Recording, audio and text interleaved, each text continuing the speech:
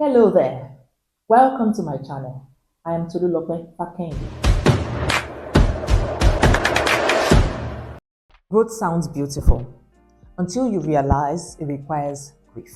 You cannot really rise without release. And sometimes that very thing holding you back is something you once prayed for. Think about it. In today's video, I want to walk with you through the uncomfortable but transforming that process of letting go. Because you can't carry everything into your next level. And that is not punishment. It is pruning, just like you would do for our gardening through the seasons of the year. Some years ago, I had an opportunity, a leadership role I had worked hard for in the impact space. In fact, I've been in it for quite some time. It all looked perfect on the outside, but in my spirit, I knew it was time to release it. Not necessarily because it was bad, but because I was growing, and the old container could no longer hold the new me. I needed to evolve. And walking away was not easy. I grieved it. It was difficult to get people to understand my decision.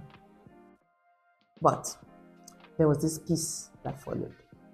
And that was the confirmation that I just needed. Sometimes, God closes a door that we're still trying to hold open. Not to necessarily punish us, but to push us into the next season of our lives. Letting go feels unnatural to our brains. And that's because of loss aversion, a psychological principle that says we feel the pain of loss twice as intensely as we feel the joy of gain. And this is why we cling to jobs, to friendships, to roles, even when we know that they have expired. Because loss feels like failure. But what if it's not really failure? Here's this quote. You must be willing to let go of the life you've planned so you can have the life that is waiting for you, says Joseph Campbell. And I think that sums it all up. So here are 4 things you may need to release to grow. Just in case you're wondering, okay, so yeah, I hear you release. What exactly do I need to release? First is old identities. Sometimes we're attached to who we used to be. That reliable one, the fixer, the achiever. But growth would often ask you to trade roles for wholeness. Secondly, outgrown relationships. This one is hard. I'm sure you'll agree with me. Some people were perfect for your past season, but they really can't hold your future. They can't handle it. And that doesn't make them wrong or bad. It's not just right anymore. Some connections are for the longer haul. Some were just for a season. And it is highly important that we know the difference. Thirdly, is comfortable habits. Comfort isn't always your friend. That late night scrolling, the people pleasing, the overcommitment, it might be numbing something your spirit wants to feel. And fourthly, good things. This one may sound confusing a bit because not every opportunity is meant to be pursued. Sometimes, you must really let go of the good to make room for the great. Even good things can become burdens when they no longer align with your purpose.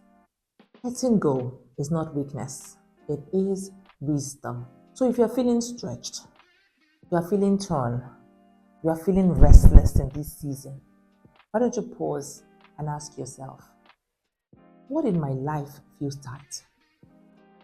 Not because I've failed, but because I've grown, I've evolved. What am I clinging to out of fear that God is calling me to release in faith? Why don't you comment below? What is one thing you know it is time to release right now? Emotionally, mentally, or physically? Name it. Honor it.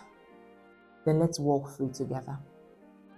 And if you're in a season of shedding, don't do it alone. Why don't you look out for one of my upcoming workshops? Or let's walk through it in a one-to-one coaching session. You can connect via my website. You're not losing. You are making space for peace, for purpose, and for the future that is waiting for you to evolve.